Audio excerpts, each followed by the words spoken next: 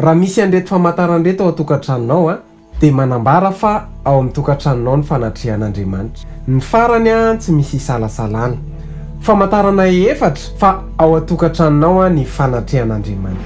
Inona avy ary zany? Zay indray no ifampizarantsika ato anatin'ity vidéo ity aiza miala ary manasanao anaraka an'izany hatramin'ny farany.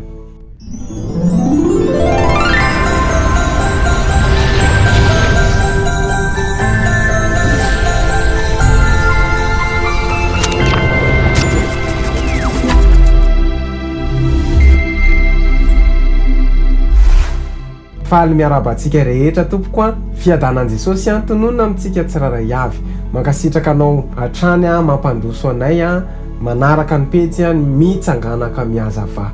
Famantarana efatra fa ao atokantranonao Andriamanitra. Voalohany, rehefa misy olona tonga ao aminareo dia te hijanonao izy. Na dia tsy fantany aza dia te hitoetra ao foana izy satria ny fanahany mahatsapa ny fanatrehan'Andriamanitra. Ny faharoa, rehefa ianao ny tonga ao tokantranonareo na misy olona tonga ao dia mahatsapa fiadanana, mahatsapa fitsaharana ary mahatsapa maivana izy rehefa tonga ao tokantranonareo. Ny fahatelo, feno fahafenona ny tokantranonao. Na dia tsy azonao daholo aza ny fanerinao rehetra, na dia tsy manana ny zavatra rehetra renao, dia tsy avelan'Andriamanitra fa izy ameny mibanga ao. Ary ny fahaefatra farany ny tokantranonao dia toerana feno fanavaozana. Rehefa reraka ianao avy miasa any dia rehefa tonga ao an-trano ianao dia matsiaro fanavaozana.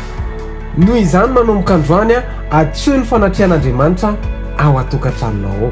Afaka soratanao amin'ny commentaire ve hoe tompo midira atao tokantranoko. Manomboka androany asivo atmosfera matamanan'Andriamanitra ao tokantranonao. Ira fiderana alefa mivavaha ao tokantrano ataovy zany zay atmosfera atamanan'Andriamanitra dia ho tanteraka ao tokantranonareo reo teboka efatra reo. Raha nafinaritra anao ny vidéo dia zarao amin'ny olona tianao dia raha mbola tsy abonné amin'ny page ianao dia manasanao isabonina amin'ny page mba ahita vidéo tahak'izao satria isan-kerinandro zay dia mizara vidéo tahak'izao. Manome fotoana antsika amin'ny herinandro andray veloma tompoko.